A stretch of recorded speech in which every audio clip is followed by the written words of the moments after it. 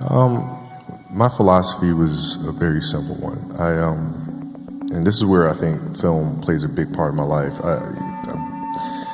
Rudy was one of my favorite films growing up. But after watching that film, I come to understand if I could work that hard every day,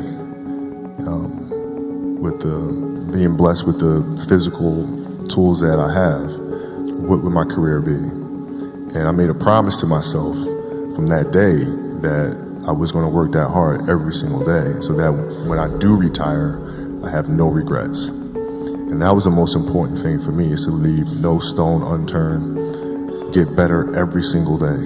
And if I lived that way, then over time, I'd have something that was beautiful.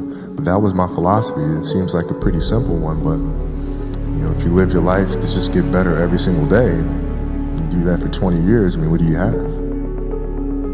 Yeah, well, Phil introduced meditation to us when he came to our team in 99, 2000. And it was something that I instantly gravitated to because I could see the effects. I used to watch, studying the games, the Bulls teams, and watching their demeanor, watching their composure, playing in a tough place like Utah doing the finals and being down 17. But everybody was like this. You couldn't tell if they were down 17 or up 20 or a tie game. It never changed. And I was wondering why the hell that is. And that's when I started doing more research. And when Phil came, I immediately gravitated to it and found myself accepted the challenge of finding what that space is. And for the 81-point game, man, to be honest, I wasn't even thinking about the game. My knee was hurting so much. I didn't know then, but I had a flap of joint of cartilage stuck in my joint line. And so my mind was really trying to go to a place where I don't feel that pain. And the game started, and because of that, I was just in a different space. I wasn't worried about what was to come. I wasn't worried about what just happened. I was just here. And when you're just there in the moment, playing plays right in front of you, your focus is heightened because nothing else matters. Well, here's why practice was important to me. Not from just the standpoint that I enjoyed playing. Like, I enjoyed being there. I enjoyed getting better. But as a leader of a team, it's also your responsibility to elevate the rest of the guys.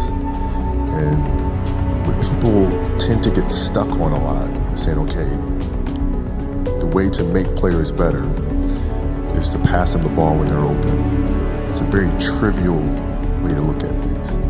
What you have to do is you have to get them emotionally to want to be better.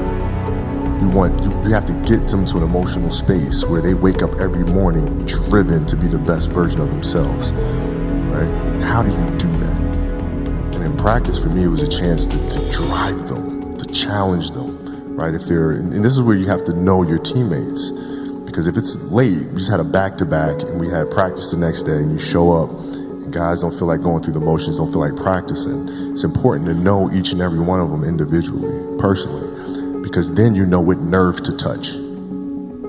Some guys, it's like, okay, come on, let's, we can do this. That'll get them going. Other guys, no. You got to figure out what button to push. Powell was always Spain. If I tell them how they lost in a gold medal to us and how they're going to lose again, how I'm going to beat your ass in practice, just like I beat you in a gold medal game. He'd hate that. He'd hate that. But that's what practice was. You have to drive them. You absolutely have to. And if practice is more intense and harder than a game 7 will be, then a game 7 will be easy. But if it's not, then that's when teams start folding and capitulating. No, I always dreamed as a kid that, it was possible to score 80 or 90 or 100. I always just had a dream. Like sometimes you lay down in bed and you visualize things. And you just kind of, that's at least how I would go to sleep. I'd lay down, I'd imagine playing for the Lakers, and I'd imagine what the uniforms look like. I'd imagine where we'd be playing, and the smell of the arena and all sort of stuff. And I would see myself, getting hot, and score 10 straight points. But in the dream, why would you ever interrupt that? You're not going to have a dream and be like, okay, and then he misses his next 6. It's not going to happen. So you just keep dreaming and dreaming and dreaming, and before I go to sleep, I'm at 120 points, And so when you grow up, downloading that into your brain over and over and over. And then, that summer, I made 1,000 shots a day. 1,000, right? That's on top of weight training and my conditioning. I made 1,000 shots, and they weren't just shots. It were shots that you saw in that game. They were specific shots. I mean, it was coming out of the corner, going to the pinch post, footwork in the post, coming off the screen. It was very specific.